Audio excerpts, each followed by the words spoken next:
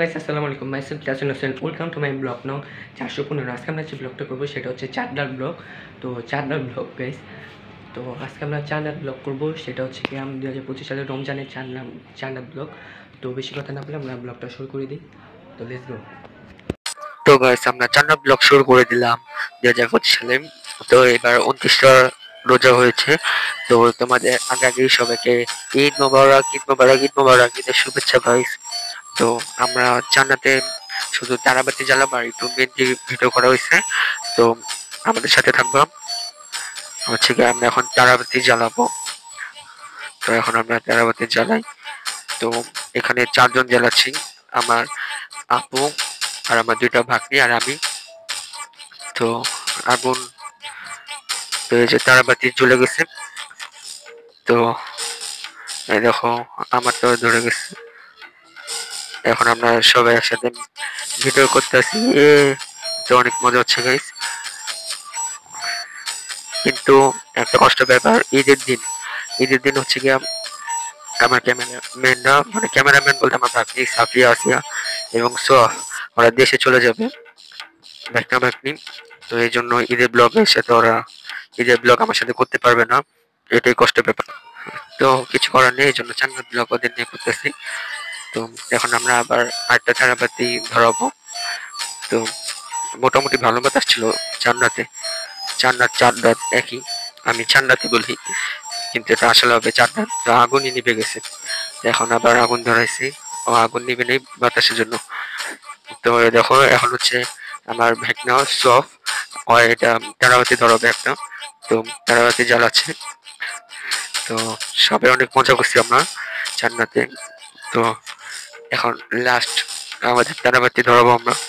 তো let's go, এখন আমরা একসাথে ধরাই। তো এই দেখো সবার আগুন আবার ধরে গেছে। আর ঈদ স্পেশাল ব্লগ আসবে আমার।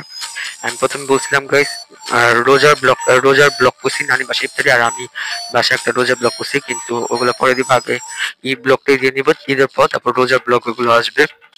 তাও তোমরা কমেন্ট করো আমি আগে ঈদ ব্লগ দিব নাকি নানি বাসায় ইফতারি ব্লগ, আর হচ্ছে গিয়া কি জানি ইফতার ব্লগ, আর হচ্ছে আমি আমাদের বাসায় রোজা করছি, রোজা সারাদিনে কি কি করছি ওটা। তো সব আরেকটা আগুন ধরাবে, এটা হচ্ছে গিয়ে সব মোমবাতি ফু দিবে, ফু দিতে পারতেছে না। তো তোমরা একটু দেখো কি করে। তো দেখতেছ আমার বেচারা ভাগনা ফুই দিতে পারতেছে না, ফুয়ে শক্তি নেই গা, আস্তে আস্তে শেষ।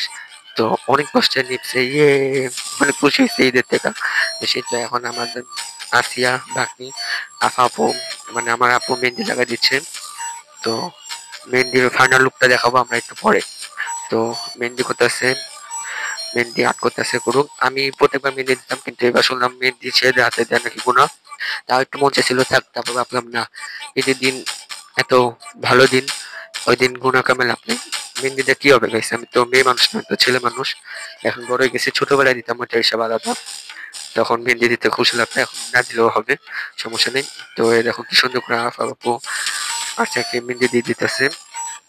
আসিয়ার, মানে আমার আপু আর আসিয়া হচ্ছে আমার ভাগ্নি। আসিয়ার আমার আপুর খালামুনি হয়, মানে আমার আফা আপুর ভাগ্নি হচ্ছে আসিয়া, আর আসিয়ার খালামুনি আফা আপু। তো এই দেখো এটা হচ্ছে ফাইনাল লুক। তো তোমাদের কাছে ফাইনাল লুকটা কেমন লাগছে? আরো মেহেন্দি বাকি আছে। তো এখন তো আমার ভাগ্নি সাফিয়া মেহেন্দির উপর বসছে, মেহেন্দি পুরো ভস্কায় গেছে গা।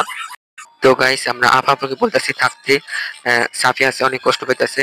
আমি বলছিলাম আজকে থাকো, ঈদে সকলে যাবো, কালকে তো সাফিয়ারা দেশে চলে যাবে, এই যে আপা আপু। তো আপা আপু থাকেনি দেখে আমি ভয় দেখাইছি, সিসি ক্যামেরার গোস্টে সাউন্ড দিছি। তো এটা আলাদা ব্লগ আসবে প্র্যাঙ্ক ভিডিও হিসাবে। তো এখানে একটু দেখাই দিলাম। তো ওরা অনেক ভয় পাচ্ছে।